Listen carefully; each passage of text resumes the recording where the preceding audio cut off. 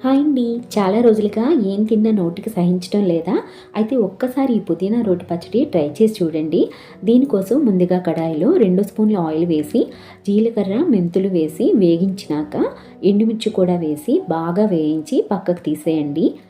ఇక అదే ఆయిల్‌లో పుదీనా వేయించి తీసేయాలి. పుదీనాని ఒక 50% వరకు వేయించి పక్కకు తీసేయండి.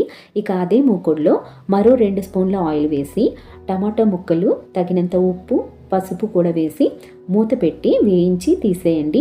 ఇప్పుడు మిక్సీ జార్లో ముందుగా ఎండుమిర్చి, జీలకర్ర, మెంతులు మిశ్రమాన్ని ఒక్కసారి తిప్పేసుకొని వెల్లుల్లి, చింతపండు కూడా వేసి ఒకసారి తిప్పుకోండి. టమాటాలు కానీ బాగా పుల్లవి వాడుతుంటే చింతపండు వేయాల్సిన అవసరం లేదండి.